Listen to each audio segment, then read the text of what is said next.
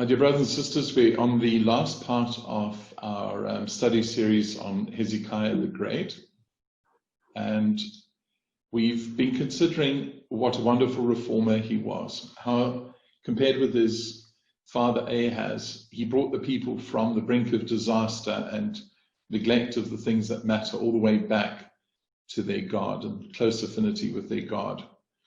Then we spoke about him as a great leader in the time when he was supposed to be strong and lifted up.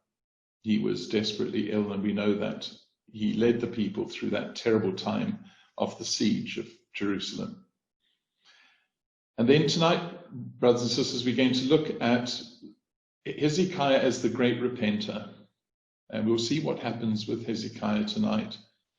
And we'll see that he's great even in his repentance to his father.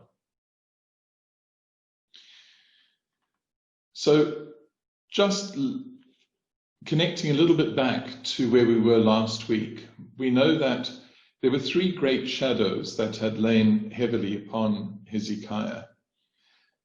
The first was the sickness and death that he was suffering from, the imminent death, and that was lifted from Hezekiah. Then, of course, there were the threatening Assyrians who were threatening the very life of the people and the whole institution of Jerusalem and the last vestiges of Judah, and that was lifted.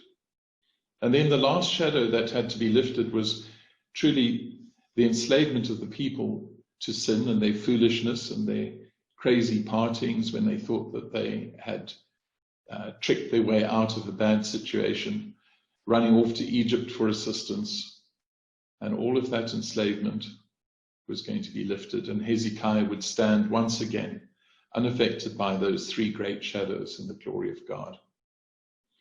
But it was not just merely enough for God to remove those shadows. Yahweh created three great blessings for Hezekiah.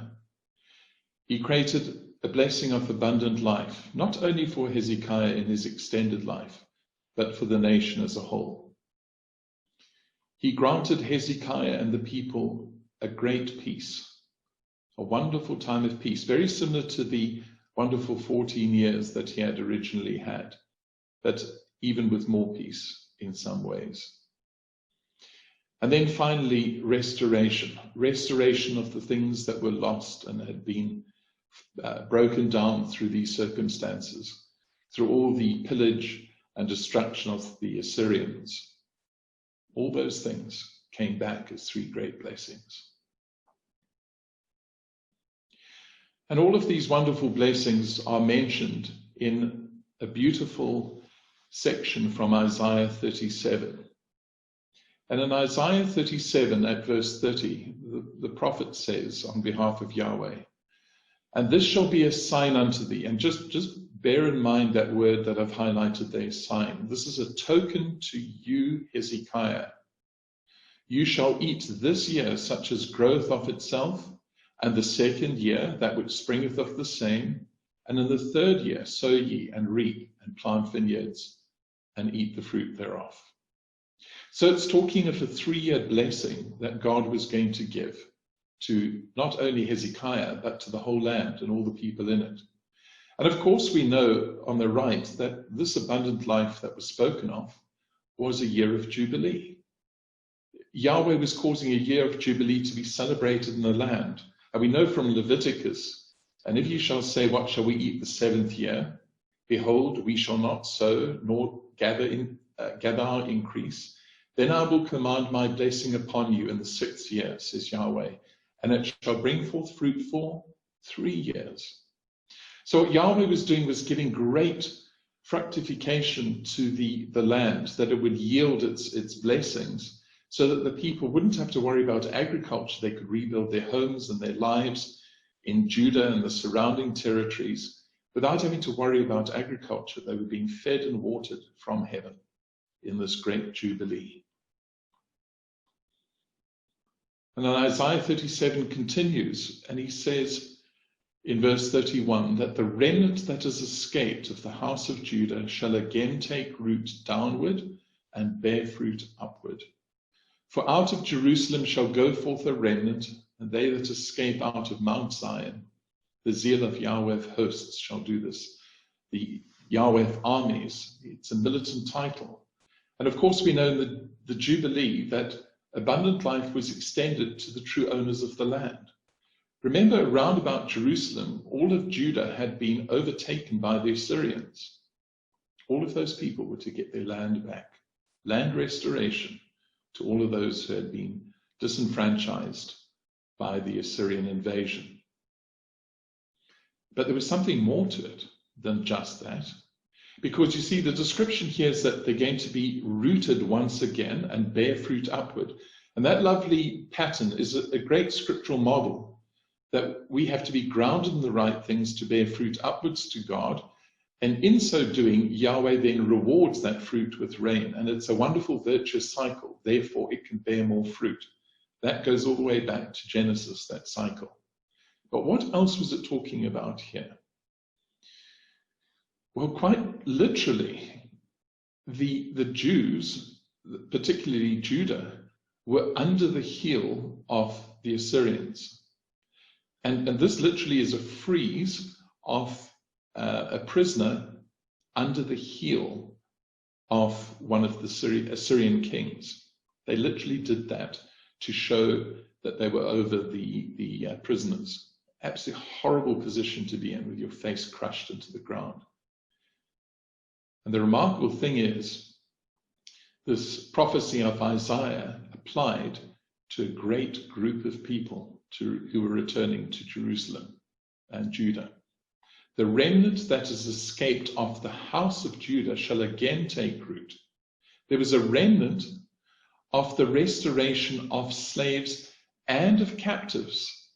Those who had been captured in the surrounding areas. Remember the 46 cities around in Judah that had fallen to the Assyrians, and that vast host of people had been taken away by Sennacherib. Those people were going to return to their own land. And then Isaiah continues to say in Isaiah 37, verse 33, "Thus saith Yahweh concerning the king of Assyria, he shall not come into the city, nor shoot an arrow there, nor come before it with shields, nor cast a bank against it. By the way that he came, by the same shall he return, and shall not come into this city, saith Yahweh." Now, we may think, well, that was just the one instance, but it was for all time.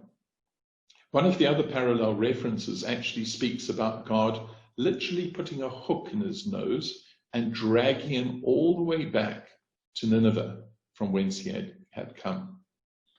And the point is that Sennacherib, after his defeat, would never, ever return to Judah. And it's a remarkable thing, scripturally, that we tend to think Sennacherib went back to Nineveh and was then killed by his sons. It appears he lived for about 19 years before his two sons killed him in the house of his God. Yet in all that time, he never returned to Judah. He had gone on a number of very successful campaigns, including against people who were very close by in geographical sense to Judah, and he never invaded the land again. So what God had said absolutely remained. He would not come into that city ever again. So the prophecy of Isaiah was true. Peace was granted to Hezekiah and the people. How did Hezekiah respond to this? Well, of course, Hezekiah was a wonderful man of God. He had been redeemed from the bars and the gates of death. And now all of these blessings come upon him and the people. So Hezekiah does two things. Firstly, he praises God in the most spectacular psalm. It's a beautiful psalm that's buried in Isaiah 38. Spend a little time looking at it, because it gives some insights into the psychology of what Hezekiah was thinking when he was at the point of death. He was literally chattering like a bird with fear and anguish. So you can see a lot of what he went through and what was motivating him to pray the way he did. And it was always, that those in the grave had no means of praising God, and he felt it a terrible thing that he wouldn't be able to praise the God of his salvation. That was his true motivation. And at the end of Isaiah 38, he makes this most wonderful pledge. He makes a pledge to Yahweh to praise God for the rest of his days. So it wasn't going to be a singular exaltation of joy and of gratitude. He said he wanted to make it part of his daily life. And you can imagine when all of this was over, the type of service that he may have led. I mean, there are a number of psalms that could have fit the purpose, and those are some of them I've listed there, where he would have taken existing psalms and bound them all together in a wonderful paean of praise to God for the redemption that had actually been given to him and to the people. But there's something special about the songs of degrees. Now, remember last week we looked at what the degrees meant, and the degrees weren't degrees as we know of a compass. The degrees in Hebrew always speak about a flight of stairs. And of course, they can be used for timekeeping. When the shadow moves across certain stairs, you can see what time it is. But it was the song of degrees, or the song of ascents. And we know that from where the king lived were a flight of stairs all the way up to the temple. So he would ascend up the flight, the degrees, on the way to the temple. And that's where King Hezekiah's heart was. He was embedded in the temple. And Isaiah 38 says, Yahweh was ready to save me. Therefore we will sing my songs to the stringed instruments all the days of our life in the house of Yahweh. Now that's very interesting. We will sing my songs to the stringed instruments. What songs could those be? Well, we know that with Hezekiah, he received his 15 extra years, and the songs of degrees, the songs of ascents, total 15 psalms. And of course, this was always sung by the pilgrims as they would make their way up to Jerusalem. And of course, the shadow moved backwards by 10 degrees for Hezekiah. And what's fascinating, out of those 15 psalms on the bottom right, 10 of them are by an anonymous psalmist.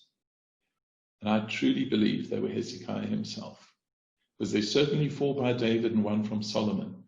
So when he promised to sing his psalms all the days of his life, I truly believe that these 10 were put there by Hezekiah himself in the songs of degrees. We won't spend any time on this. It's a wonderful table that Brother George Booker put together in the Christadelphian magazine, where he went through the songs of degrees and he allied them to the different conditions in the life and times of Hezekiah and the people. A really lovely parallel between that fivefold structure and the different aspects of Hezekiah's life. I'll have this in the notes for you. You can pick it up later. But there's a lovely further glimpse into Hezekiah's state of mind, and it comes from a very unexpected source. And it is this. This is actually Hezekiah's seal. The seal that was found in I think it was 2009 in Jerusalem. And it is actually the seal, the imprint of Hezekiah's seal. It's a tiny little, they call it a bulla. It's about 1 centimeter across, so it's really small, about the width of your thumb. And this is the imprint into clay, and it was baked hard by fire, so it was preserved. And in that script at the bottom, this is what it actually says. It was belonging to Hezekiah, son of Ahaz, king of Judah. So to think this stamp was on the hand of King Hezekiah, potentially as a ring, and he pressed it into this piece of clay. But what do we see on it? We see on it in the middle a symbol of the sun. There's the sun in the middle, the round section with the rays coming out, but with drooping wings. Now, no self-respecting king would show drooping wings. It was a symbol of weakness. Many of the others, the Assyrians and others, would have the wings upturned for strength. Hezekiah's got them drooping down. Symbolic of what he went through, that he was at the absolute point of death. Because here's the universal symbol of life, the Ankh, which was known in those days as the symbol of life. It wasn't uniquely Egyptian. It was much like, the heart symbol is used generically to represent romance. This was the symbol that was used to represent life in those days. So from this broken position that Hezekiah was, there was life given. And he's actually made it his seal, recognizing that God gave him life.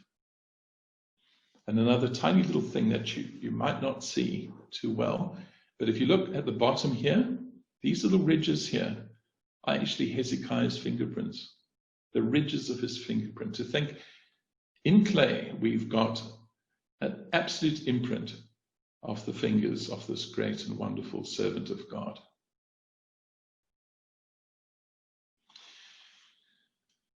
So as in the time of the siege, the peace and prosperity that God had granted to the people were absolute and certain. Their bread and their water, the things they needed to eat and drink were provided for them by Yahweh, as Isaiah 33 tells. And Isaiah 33 also continues with a further description. It describes this condition after the Assyrians were slaughtered by God. And it says in verses 1 and 4, "Woe to thee that spoilest the Assyrians, and thou wast not spoiled in return, and dealest treacherously, and they dealt not treacherously with thee in return. When thou shalt cease to spoil, thou shalt be spoiled." So what this is saying is that the Assyrians had taken a great amount of spoil, and they were gathered around Jerusalem.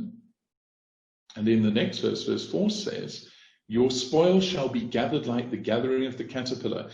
In other words, others are going to take it from you. "As the running to and fro of locusts shall he," it's actually the inhabitants of Jerusalem, "run upon them." This was the plunder of the Syrian camp by the people of Jerusalem. They had gone and gathered wealth from all over the area, and they had it in their mighty camp, thinking it was safe in their hands, and it was anything but. It was pillaged, almost as if a stream of locusts was going out from the city, picking up all the gold and the silver and all the valuables and bringing it back into the city. Now, the ripple effect of what Yahweh had done, his intervention here with the Assyrians, had a major effect upon all of the surrounding countries. If you see two armies go down towards Judah and only one come back, all the surrounding nations start asking questions. You can't move that number of people and not see the difference. So the fact that Yahweh had humbled this Assyrian army made a lot of people round about start to believe that in Zion God is known. It was the place where the true God is residing. And I remember there was a concept that those people used to believe. They believed that there would be a God linked to you and your tribe or to a territory. So they started to say, what is it about this territory that has this God who is so powerful? So they started attributing these great things of God to that territory, to Zion. And of course, this made Hezekiah a very attractive ally. Imagine if you are worried about your position status as a nation. So a lot of people brought gifts to the Lord, to Jerusalem, and presents. The Revised Version has precious things, great amount of value to Hezekiah, king of Judah, so that he was exalted in the sight of all nations from thenceforth. Hezekiah was lifted up because of the things that God had done for him. So the net benefit was elevation of the man of God's choosing. And of course, you can see all the analogies here to the Lord Jesus Christ in the future age.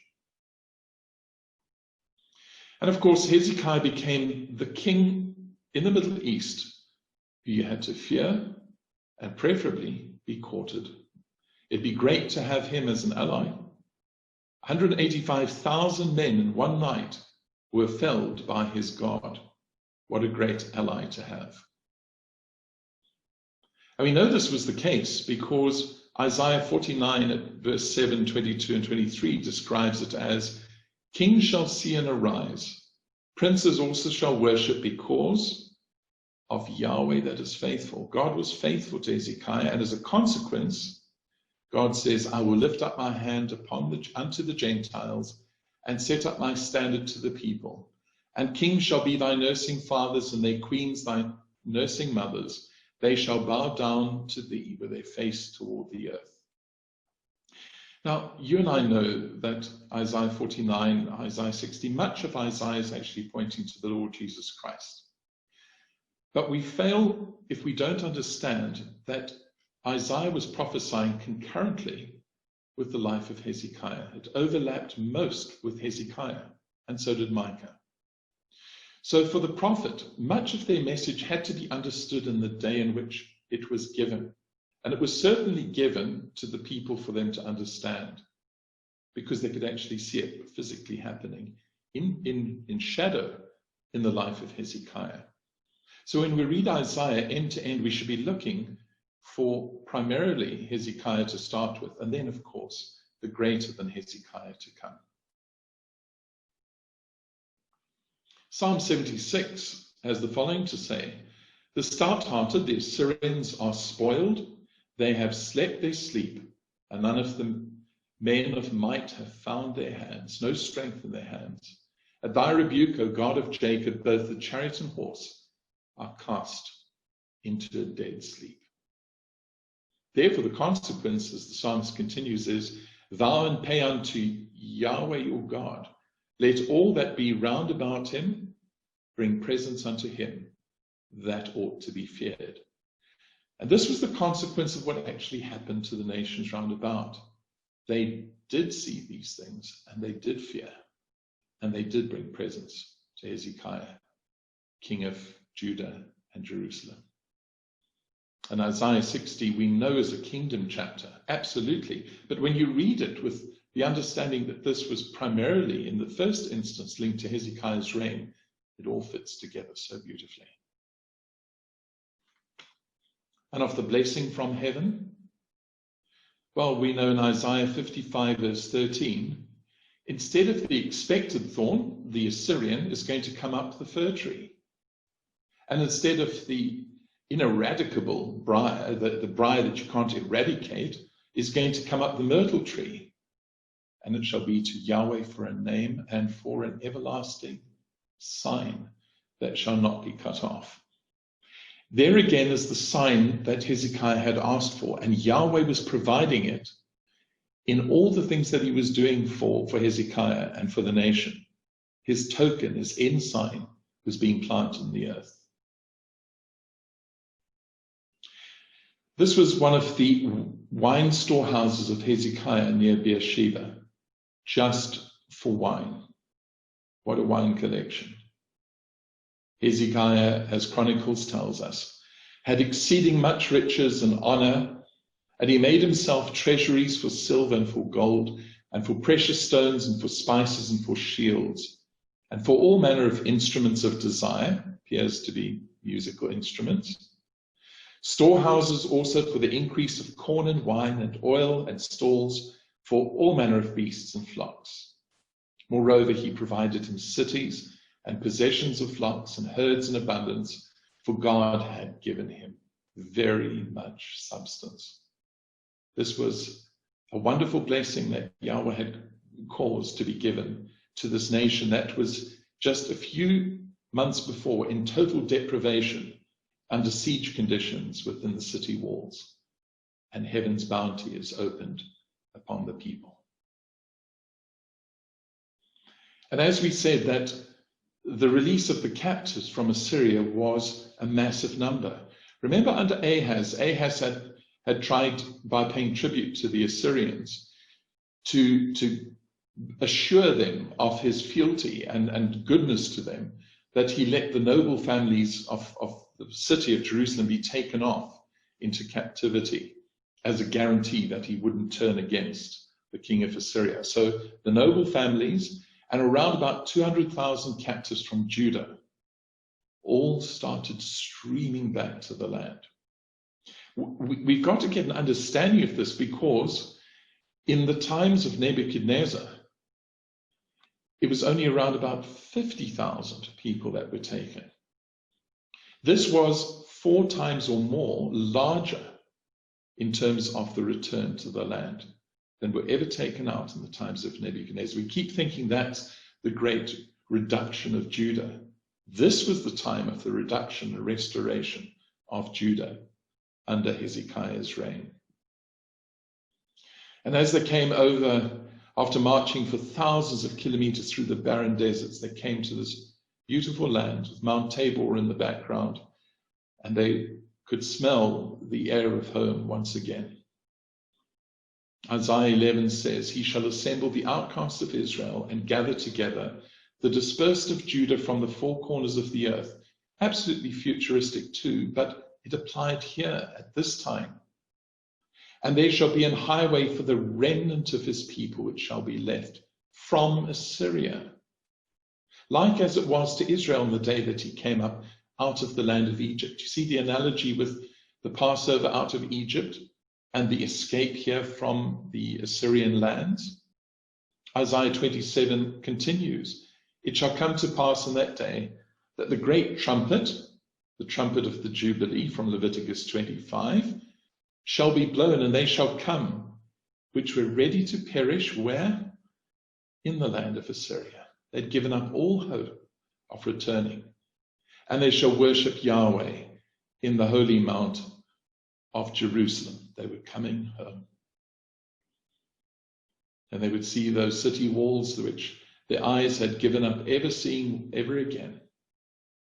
And Isaiah 35 records, "The ransomed of Yahweh shall return and come to Zion with songs and everlasting joy upon their heads. They shall obtain joy and gladness, and sorrow and sighing shall flee away." How can they sing the Lord's song in that strange land? Well, they were able to sing it when they were returned to the place of their nativity, back in the land of Judah and Jerusalem. Then a remarkable thing took place. Hezekiah married. Remember, the whole point of Hezekiah's appeal to Yahweh was that he was going to die with no heir. Therefore, God's promises to David would come to an end. So at this point, a further blessing is given, that Hezekiah marries, and the product of that marriage is the heir that was required for the continuance of the line of David. Now, we can't be 100% sure, but it seems highly likely that this bride, the bride of Hezekiah, would have been a Gentile bride. There are a number of reasons for it. Of course, we know Psalm 45 is the psalm that prefigures the bride of Christ and the marriage of Christ to his bride. But in Psalm 45, verse 12, out of all the nations that could have been mentioned there, she is described as the daughter of Tyre. Now, we know that when Assyria was on the ascendancy and was the great power threatening the whole area, particularly Judah, the king of Tyre had actually given his support to the Assyrians. He was on the other side. Psalm 83 actually indicates that. So the king of Tyre was actually against Judah, but the tide has certainly turned. Now the king of Judah is in the ascendancy.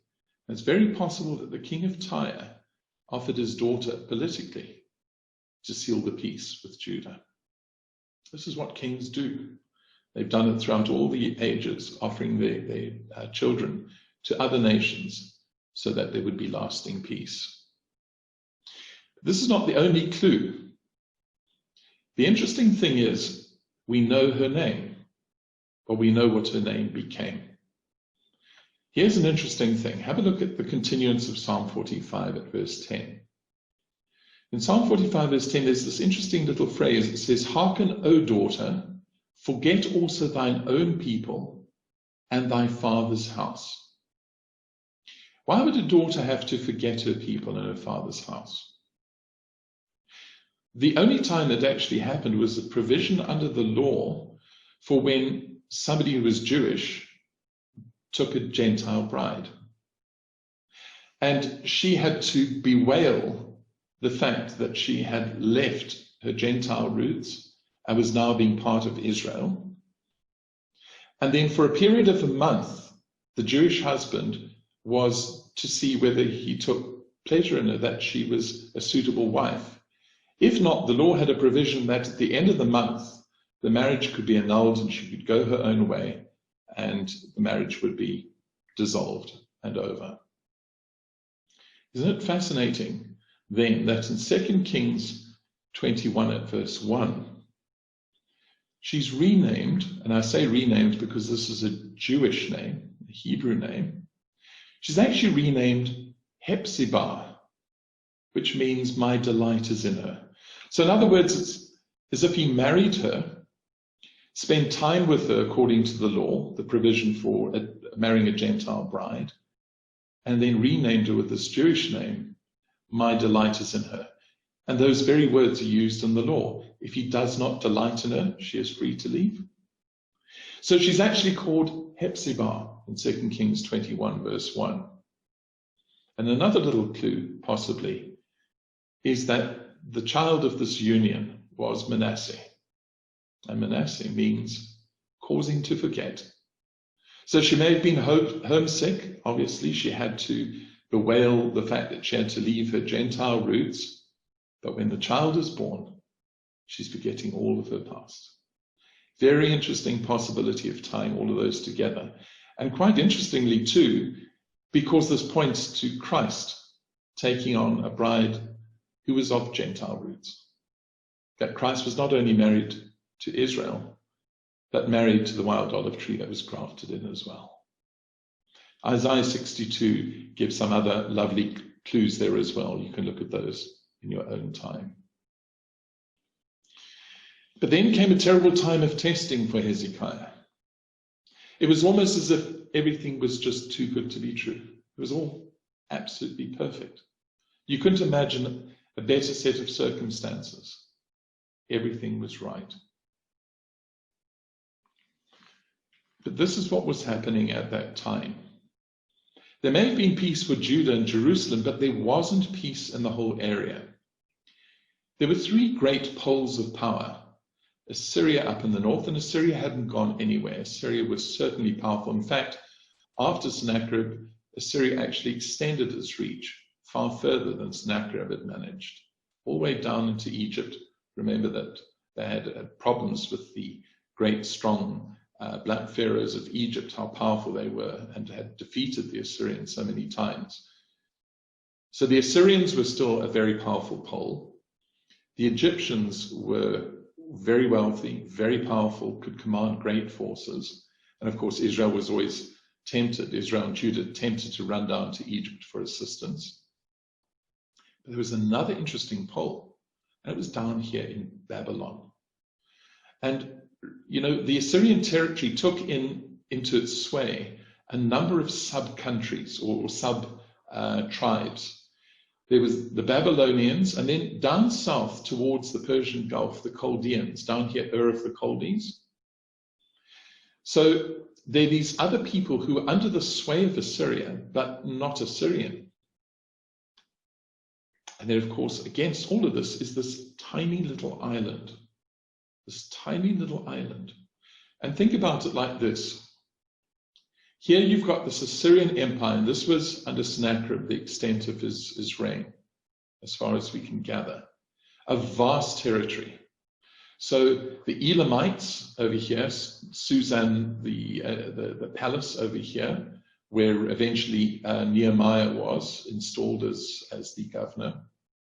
The Chaldeans here, Babylon here, Assyria here, Syria to the north was included, all the little vassal states all the way down. And then, look at it, it literally stops just north of Jerusalem. What was it about this tiny, tiny little city-state and surrounding areas that was able to hold off this entire Assyrian Empire? It was intriguing to the minds of a lot of rulers in those days, and that this news spread, but particularly to somebody we've spoken about before, Merodach-Baladan. Now remember, in the first 14 years of the reign of Hezekiah, God had granted him great peace. And the reason was, and I'll just go back 2 slides for a moment, that Merodach-Baladan was a Babylonian king based down here in the south.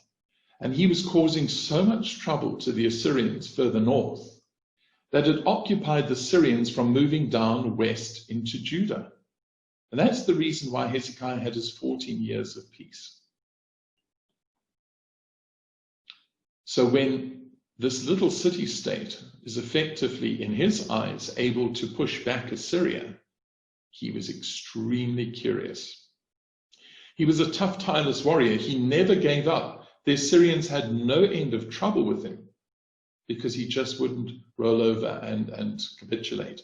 In fact, he was ruler over Babylon on 2 occasions, defeated, and then he came back again before being finally routed. And the reason why he was so popular amongst the people is he was truly a Babylonian royal. They hated the Assyrians because they weren't Babylonians. They were usurpers in their eyes. The Babylonians were the real kings of Babylon. So Merodach-Baladan, a cunning man, a great politician, a vicious warrior, set his eyes on Judah. And what was it about Judah that was special? Now, Merodach-Baladan, and that's his Babylonian name underneath, means, very interestingly, Marduk has given me an heir. And Marduk, of course, as we know, was the patron god of Babylon. He was the top god, top of the pantheon of the Babylonians. In other words, he was god of gods of the Babylonians.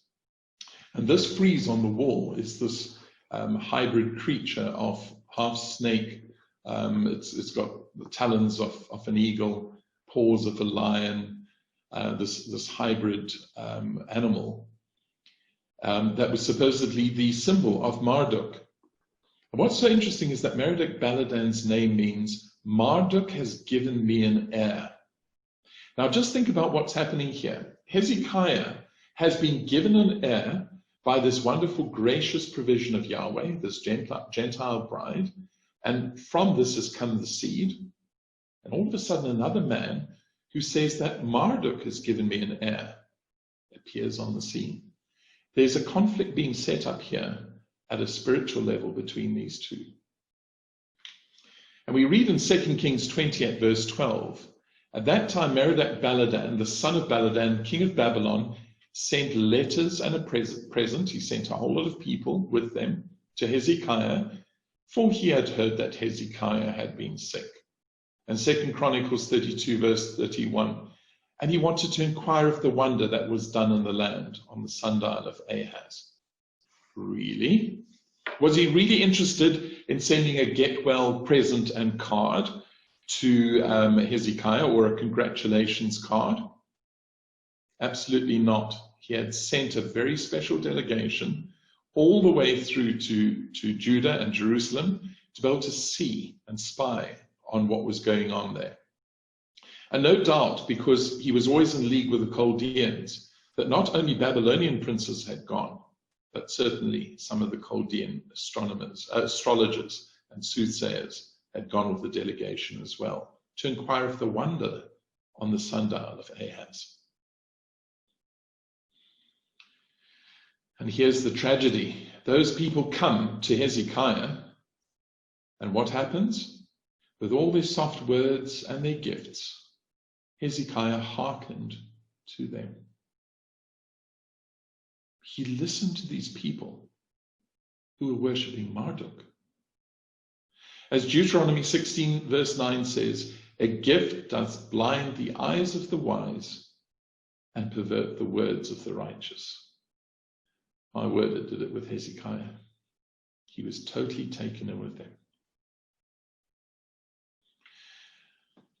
And what God says, as recorded for us in 2 Chronicles 32 at verse 31, God left Hezekiah.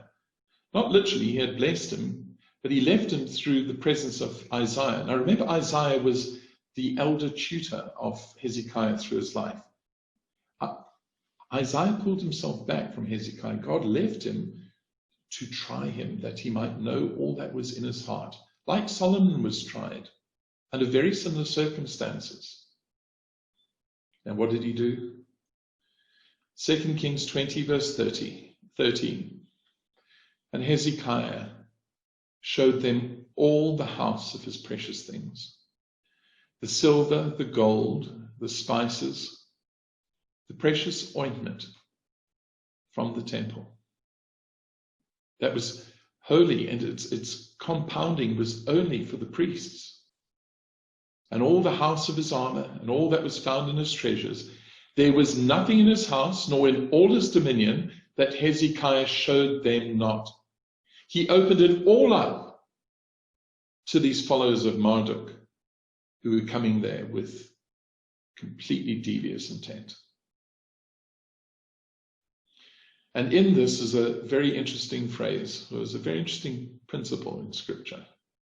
A weak friend was able to accomplish that which was impossible for a powerful foe. This weak friend, Merodach-Baladan, who was being defeated by the Assyrians, was able to soft soap his way into Hezekiah's mind and thinking, where all the force of Sennacherib and his army failed. And this is a great lesson to any of us, my dear brothers and sisters. Somebody who's influential on us and is weak spiritually can do far more damage than a very visible and powerful foe. 2 Chronicles 32 verse 25 tells us the telling reason why Hezekiah went like this. That Hezekiah rendered not again according to the benefit done unto him. In other words, God opened the gates of heaven in blessing to him, but he didn't render them back to God. Well, we know he thanked God. What does it mean, render back? Well, what I think it actually means is when these people came through, instead of saying, all of this is God's blessing, it was none of my doing, it says in the next part of the verse, his heart was lifted up. He started bragging about it as if it was his doing. Therefore, there was wrath upon him and upon Judah and Jerusalem. The king was a great leader. When his heart was lifted up, so was the heart of the people. They followed him. And they were also lifted up with pride, with the magnificence of their reign. There's got to be something good about us if all of this is coming upon us. And the telling words of Psalm 146 are there, but not your trust in princes, nor in the Son of Man, in whom there is no help. And we'll see what Hezekiah was up to here in a moment.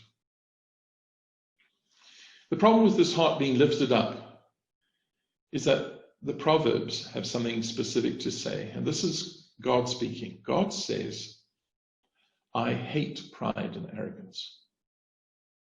Not dislike it a little. It was one of the key things God hates, pride and arrogance. Being lifted up and being haughty and thinking more of oneself than one should is what God absolutely despises. It's replacing God and his greatness with us and our fake greatness. God hates it. Hezekiah didn't stop there. He drafted and signed this treaty with these people, Merodach-Baladan. Merodach-Baladan couldn't, I'm sure, believe his great joy with what was happening. He wasn't there physically. He had sent emissaries. But this pact, this treaty of friendship and support, wasn't just, well, yes, we'll be friends, as they shook hands. This was a political allegiance, because Merodach-Baladan was trying to join an axis of himself in Babylon, the Egyptians to the southwest, and Hezekiah just to the north, in a three-party alliance against the king of Assyria. That was his real objective, is to beat the king of Assyria and take over all of Assyria for himself. And Hezekiah fell for it. But Isaiah didn't. Isaiah the prophet, who had withdrawn himself from Hezekiah for a while, says this to Hezekiah. What said these men? And from whence came they unto thee? He asks him two questions. Hezekiah is awkward. He doesn't know what to answer. Isaiah knew what the answers were to those questions. It wasn't as if he was asking, didn't know. 2 Kings 6 verse 12 tells us Isaiah knew what was in the king's mind in his bedchamber, because God revealed it to him. He was trying to see what Hezekiah would answer. Hezekiah says, all the things that are in mine house have they seen. He only answers the second question. He doesn't answer the first one. What did these men say? What were they after, says Isaiah. And the reason for it is what Hezekiah answers. They came to see the things in my house, and I showed them. What's the harm in that? Terrible harm, unfortunately. 2 Kings 20, Isaiah said to Hezekiah, hear the word of Yahweh. Behold, the days come that all that is in thine house, all, and that which thy fathers have laid up in store unto this day. So not only you are doing despite to everything that your predecessors have laid up in store, shall be carried into Babylon. These people will be your downfall. Nothing shall be left. It'll be scraped clean, says Yahweh. And here's the frightening one. Remember, the whole issue was, who's the heir? Marduk has given me a son. Hezekiah had been given a son. And of these sons that shall issue from thee, which thou shalt beget, shall they take away, and they shall be eunuchs in the palace of the king of Babylon? Eunuchs unable to sire children? Is this the end of your line? What have you done, Hezekiah? Everything is coming to naught. Imagine Hezekiah's heart. And what happened here? In the single foolish move of Hezekiah was a 250-year-long shadow of consequences. Now we know that Yahweh is God of all, God of heaven and earth. Everything is in his domain. And remember, we spoke earlier about people believing that their gods were gods of their territory or of their kings. Yahweh is God of all. But what had happened? Sennacherib, who followed the god Asher from Assyria, had vaunted himself up against the God of heaven. His territory had been extended all the way around the Fertile Crescent to engulf Judah. So Yahweh defeated him. He entered, Yahweh, the God of all, had entered into the realm of the God of Asher and shown him to be nothing and defeated him. Then we've got Merodach-Baladan, who worshipped Marduk in Babel. And the God of the Babylonians now was again pitched in conflict with the God of all heaven and all earth, the living God. And here's the failure of Hezekiah. Instead of it being a defeat, Hezekiah invited them into the temple, potentially even to see the inauguration of the new high priest, as one commentator had said. A great tragedy around 700 BC. And Manasseh turned out to be a really nasty child, a child who erred greatly and undid a lot of what his father did, the good of his father. But judgment was deferred on Manasseh, all the way to the last king of Judah, Zedekiah. And then Zedekiah and Judah were taken to Babylon, as the prophet had said, by King Nebuchadnezzar. There was 3 waves of captivity that were undertaken by Nebuchadnezzar, and the last one around about 605 BC. So what Isaiah had said came to pass. And the eunuch Daniel went to Babylon. The eunuch Daniel from the princely house went to Babylon, and his name is the judgment of El. God is bringing judgment upon not only Judah, but upon this other God that vaunts himself up against the God of heaven and earth. Because some 70 years later, Belshazzar was having a feast, and that feast was a religious festival. They were worshipping their gods, including Marduk, and they needed to do something to show their subjugation of all the other gods, including the God of Judah. So they brought in the absence of having any idols, they bring in all the other idols from Edom and Moab. What do you bring for Judah that you've shown that your God is better than them? Nothing. So you bring in the elements from the temple that you've stolen, all the things of gold and silver, and you feast on them in that great feast. So Yahweh intervenes in the space of the God of Babylon and Marduk directly. You think you're over me? Yahweh is the God of heaven and earth, and the finger of Yahweh wrote on the wall. And Daniel, the judgment of El, had to interpret it. And he was elevated, of course, and Darius the Mede, that very night, took over from Belshazzar and slew him in 539 BC. But restoration was not yet. It had to go all the way through to the times of Artaxerxes I, the Persian king, and around about 444 BC, when the captives would be allowed to return under the work of Nehemiah. Because under Nehemiah, they found the scrolls, the Babylonian scrolls, that Daniel had been caused to write because he had been elevated to third in the empire. And of course, the work of Daniel, the judgment of El, was now complete on Marduk. And what happens? The restoration of the captives is complete, and Yahweh is victorious over Marduk. And the position that this whole chart started with, where Yahweh was defeating the kings, has now ended in the restoration of the captives coming back to their land under Nehemiah. That was 250 years of pain through one bad judgment of Hezekiah. His heart must have been broken for what he did. Imagine him, this man who put God first in all things, had failed.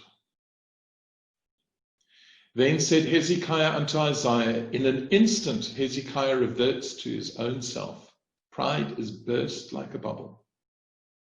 Good is the word of Yahweh, which thou hast spoken. Even though it was terrible for him in his line, it is good because it's Yahweh's. And he said, is it not good if peace and truth be in my days? And that's a little bit hard to understand perhaps. There are 2 other renderings.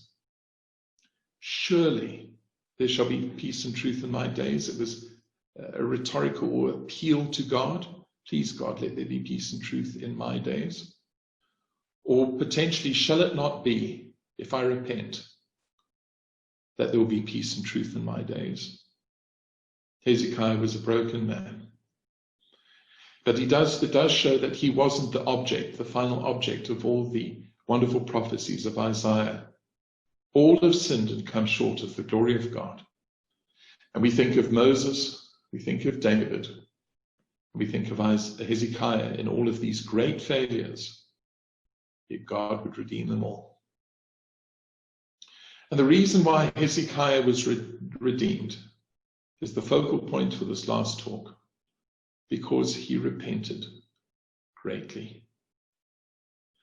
2 Chronicles 32 verse 26 says, notwithstanding, Hezekiah humbled himself for the pride of his heart. He realized where the source of the problem was. It was his own heart, his own pride, and he did something about it. Both he and the inhabitants of Jerusalem, he taught them that they had also failed. and he led them into a path of righteousness once again. As a consequence, that great wish we had just read came to pass. So the wrath of Yahweh came not upon them in the days of Hezekiah. The consequences were there, and they did come to pass. But Hezekiah was spared it for his righteousness. God can redeem even these great errors of judgment. So in the final estimation then, we read in 2 Chronicles 32, now the rest of the acts of Hezekiah and all his goodness, behold, they are written in the vision of Isaiah the prophet, the son of Amos, and in the book of the kings of Israel. This is giving us a clue that we ought to read Isaiah with a view to Hezekiah very carefully. And Hezekiah slept with his fathers, and they buried him in the chiefest of all the sepulchres of the sons of David. And Judah and the inhabitants of Jerusalem did honor him at his death. This was in contradistinction to what had happened to his father Ahaz. Remember, even though he was the king of Judah, what did they do? They didn't even bury him with the kings of Israel. But he's given the chiefest of sepulchres of the sons of David, honored and loved by his people.